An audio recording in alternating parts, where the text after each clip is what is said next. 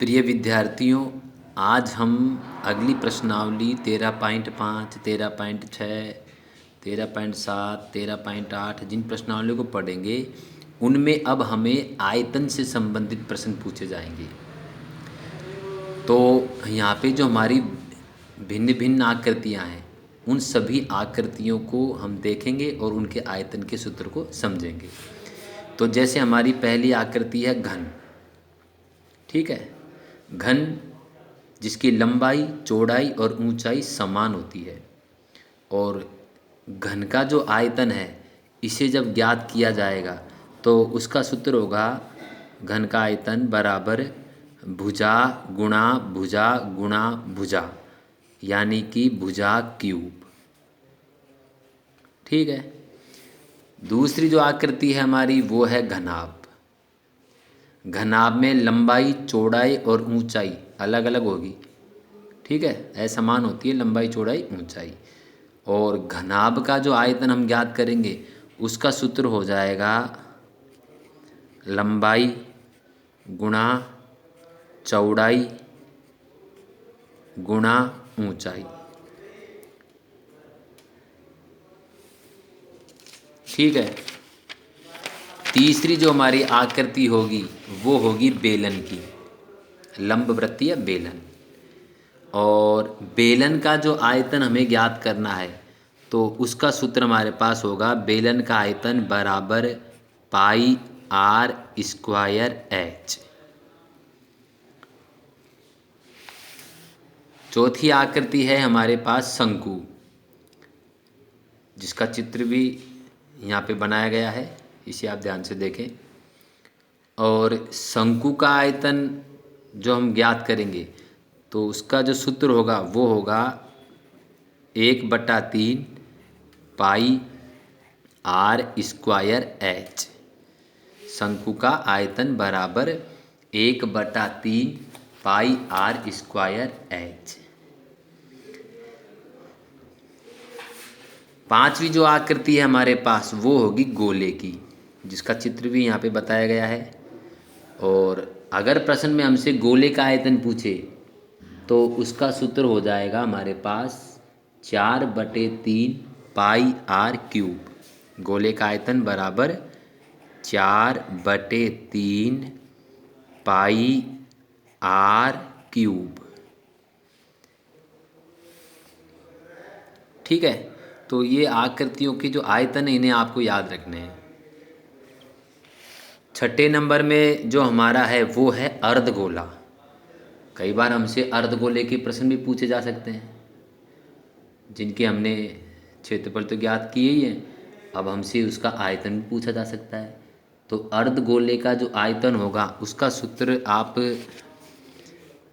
लिखोगे 2/3 pi r cube, pi r cube, ये हो जाएगा हमारे अर्धगोले का आयतन। तो इन सभी सूत्रों को आपको याद रखना है। और आपको एक चीज़ और याद रखनी है, वो ये है कि जो हमारा आयतन है ना भाई, चाहे कोई सी भी आकृति का हो, आयतन, आयतन की इकाई जो होगी वो होगी घन इकाई। आयतन की इकाई घन इकाई होती है, ये आपको याद रखना है। आयतन की इकाई घन इकाई होती है। यानी जब आप प्रश्न में आयतन ज्ञात करोगे ना, तो जैसे मान लीजिए आपका क्षेत्रफल तो वर्ग में था ही, क्षेत्रफल की इकाई वर्ग इकाई थी। अब अगर हमारे प्रश्न में आयतन पूछे जाएंगे तो जो हमारे उत्तर आएंगे, जैसे हमारी माप मान लो सेंटीमीटर में है तो आयतन हमारा हो जाएगा घन सेंटीमीटर। मीटर है तो घन मीटर, या मीटर क्यूब, या सेंटीमीटर क्यूब, ठीक है। तो ये आपको भी विशेष याद रखना है। तो इन सूत्रों को आपको अच्छी तरीके से याद करने हैं। फिर अब हम 13.5 का पहला क्वेश्चन देखते हैं। पहला क्वेश्चन है कि माचिस की डिब्बी की माप 4 सेमी, 2.5 सेमी और 1.5 सेमी है। ठीक है। अब हमसे ये कहा जा रहा है कि ऐसी 12 डिब्बियों के एक पैकेट का आयतन ज्ञात करो। 12 डिब्बियों के पैकेट का हमें आयतन ज्ञात करना है। तो यहाँ पे हम देखते हैं कि लंबाई, चौड़ाई और ऊंचाई की माप जो है वो असमान है, अलग अलग है। इसका मतलब ये हमारी एक घनाभ की आकृति है। तो यहाँ हम घनाभ के आयतन का सूत्र लगाएंगे। तो यानी कि एक माचिस की डिब्बी का आयतन, एक माचिस की डिब्बी का आयतन। तो यहाँ पे हम एक डिब्बी का पहले आयतन ज्ञात करेंगे। एक माचिस की डिब्बी का आयतन। ठीक है। तो एक डिब्बी का आयतन जब हम ज्ञात करेंगे तो यहाँ पे ये बात याद रखनी है कि जो हमारी माचिस है, ये माचिस घनाभ की आकृति की हुई।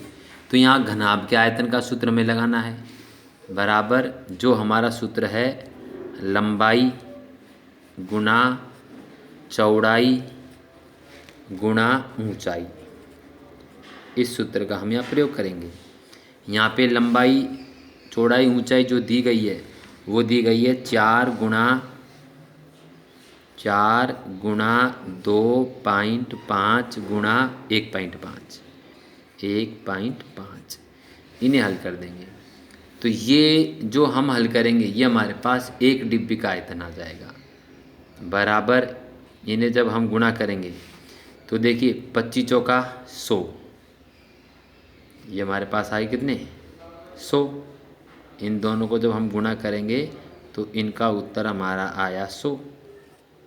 और पॉइंट 1 के बाद लग रहा है तो यहाँ हम दशमलव लगा देंगे 10.0। फिर इसको हम गुणा कर देंगे 1.5 से, 1.5 से। तो यहाँ पे 15 गुणा 10 कर दो एक तरह से, है ना। तो 15 गुणा जब 10 किया जाएगा तो हमारा आ जाएगा यहाँ पे 150।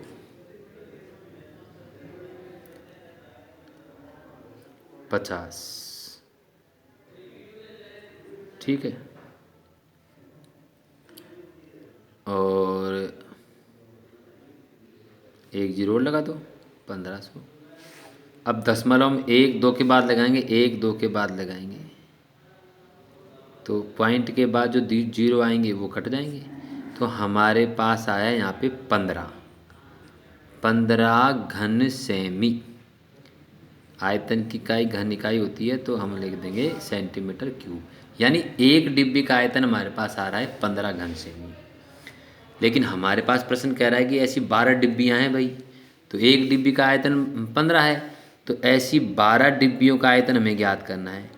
तो 12 डिब्बियों का आयतन, 12 डिब्बियों का आयतन जो होगा, तो हम एक डिब्बी का जो आयतन आ रहा है इसे हम 12 से गुणा कर देंगे, यानी 15 गुणा 12 हम कर देंगे। तो देखिए 12 पंजे 60 का 0 हासिल की 6, 12 एकम 12, 12 और 6 18, 180 घन सेंटीमीटर। तो ऐसी हमारे पास 12 डिब्बियों का आयतन होगा 180 घन सेमी। तो इसके आगे के जो प्रश्न हैं उनको भी आप इस प्रकार हल करने का अभ्यास करें। धन्यवाद।